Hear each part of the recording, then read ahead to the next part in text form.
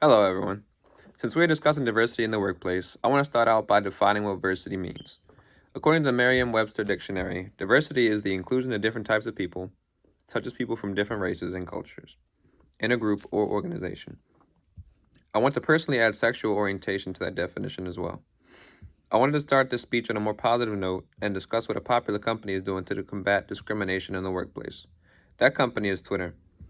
I recently come across their Twitter engineering page. On their page, Twitter had said they wanted to change the language that they use because it does not reflect their values as a company or represent the people they serve. Twitter said this just this year on July 2nd, 2020. They provided a list of words they would prefer to be used instead of the non-inclusive language that had been used prior to the decision to move towards a more inclusive platform.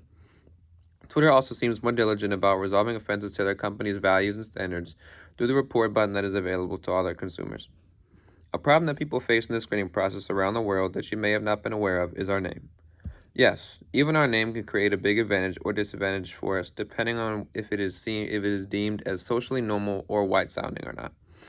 In a study done by the American Economic Association, their 2004 field experiment concluded that, quote, names like Emily Walsh and Greg Baker were called back 50% more than candidates with names like Lakeisha Washington and Jamal Jones, end quote. They also went on later in their conclusion to say that having a quote-unquote white-sounding name is equal to almost 8 years of work experience. This would mean that two people could have extremely different work experience, but the person with the white-sounding name will be more likely to be favored of the person on no other basis than the two people's names. Three popular points of discrimination in the interview process are accent, skin color, and wage gap. A study from 2006 done by the University of South Florida concluded that, quote, the applicant with the ethnic name speaking with an accent was viewed less positively by interviewers than the ethnic name applicant without an accent and non-ethnic name applicants with and without an accent, skin quote.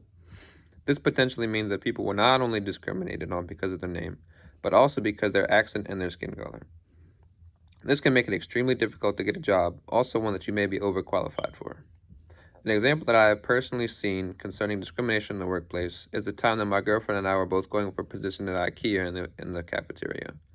On paper, she was more qualified than I was. I got the opportunity for an interview, but I blew the opportunity off several times as I was pursuing a different job. She got past the screening process and was brought in to do all the onboard information and paperwork and get her uniform and start date after a very positive interview over the phone. Once she got there and started talking to the man who was doing her paperwork, he did not seem as optimistic to hire her and said that after the meeting was over, he would call her and let her know if they decided to hire her or not. The next day, he called her and told her there were no positions available, and at the same time, they kept emailing me and telling me there were positions in the kitchen available and that they wanted me to come and interview. She was more qualified than I was, but the reason they denied her and wanted me is because I am white and she is black. Discrimination is out there everywhere, and applicants are at the mercy of these hiring managers and interviewers. There was legislation passed for 18 states and the District of Columbia in 2016 that banned asking previous employers for past salaries to better ensure that people get the pay that they deserve and not what they want to give them because it saves the company money. I hope I was able to teach you all something today. This is a really important topic that a lot of people know a little something about, but I hope I was able to clarify some things and add to what you already know, so that we can work towards a more positive hiring process and creating a more positive and comfortable work environment for everyone. It is important that we can identify discrimination in the screening and the interview process so that we can create a more fair hiring process. Thank you all for listening. Have a wonderful day.